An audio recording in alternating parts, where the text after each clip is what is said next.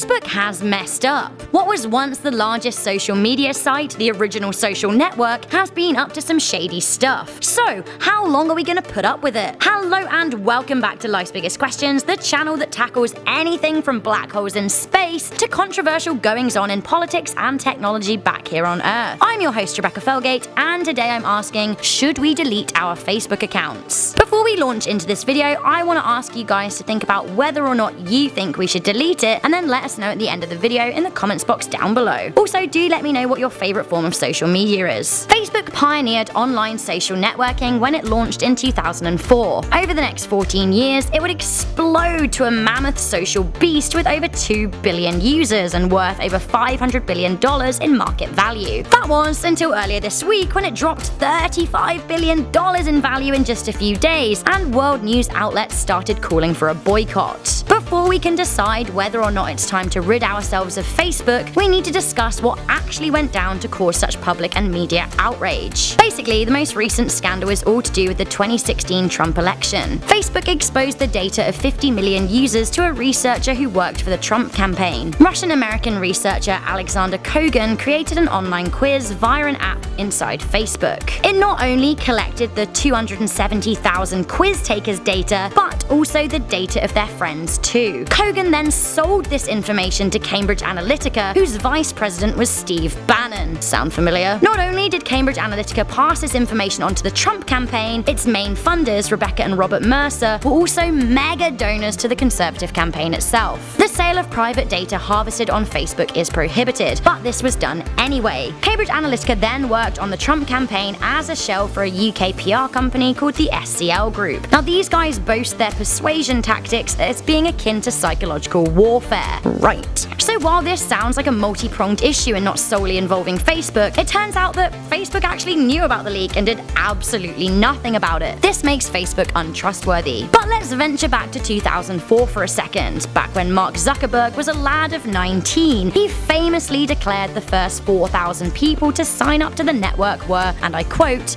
dumb f***s. He was taken aback by the fact that people would share their information with him, and he was shocked that they actually trusted him. It turns out that billions more would do the same thing over the years, not realizing the scale of what we're sharing and the value of it. For a few years, Facebook sat on users' data while the social network grew. For users, it was great. A free-to-use site that allowed you to connect with friends and associates across the globe in a way that no other social site had truly managed. It sounds awesome. Meanwhile, Zuckerberg was met with a dilemma. How could he turn what was becoming the world's biggest social media network into a profitable company? Well, my friends, he did what a lot of internet giants do. He started making revenue by sharing users' data. He had a lot of it. The only thing is, like most of us who have grown up in the internet age, we don't really know what we're giving away when we sign up for free-to-use social sites. So, should we boycott them altogether? Well, I don't know. I, for one, am not happy about social sites sharing my data, but really, if we want to use these sites that have become so prevalent in our day-to-day lives, so prevalent in business, then really, we're at the mercy of the available technology. Facebook provides me personally with a service. Using Facebook, I'm able to connect with friends around the globe. Because of Facebook, I interact with my friends and family in England every day, despite living thousands of miles away in Canada. Facebook allows me to call over the internet for free, and it also allows me to use my favorite social media site, Instagram. Not only that, personally for me, having social apps like Facebook, Instagram, Twitter, and YouTube are actually pivotal to my job. As social media grows, as does everyone's reliance on it, and it creates a lot of job opportunities for people working in the ever-expanding industry of social networking. Facebook is shady, but then aren't all tech companies. Google, for example, has been implicated in very similar scandals. Unless we're willing to pay for the services of sites like Facebook and Google and their offshoots Instagram and YouTube, these companies will have to find another way to make a profit. They do that by selling our data. This is the modern day trade-off. The scary thing is, though, that these tech giants just keep on getting bigger, and rather than admit fault, they cover up scandals like the most recent Facebook one. Deleting Facebook won't solve the social media dilemma, but proper data protection laws and enforced social media regulations will. Companies like Facebook need to be more transparent in how much they know about us and be held accountable for what they do with that data. Apple CEO Tim Cook is a long-term advocate for consumer privacy, and when asked about the Facebook dilemma, he said, "I think that this certain situation is so dire empire and has become so large that probably some well-crafted regulation is necessary. He continued by saying, the ability of anyone to know what you've been browsing about for years, who your contacts are, who their contacts are, things you like and dislike, and every intimate detail of your life, from my own point of view, it shouldn't exist. Now for me, Cook's words sum up my feelings exactly. Yes, Facebook and other such social media companies need to make a living, but the extent of the data they're harvesting, how long they hold on to that information, and with whom they're trading it needs to be regulated. If not, we could end up willing participants in a 1984-style environment where we trade off our personal privacy for a few likes on a picture. So should we delete Facebook?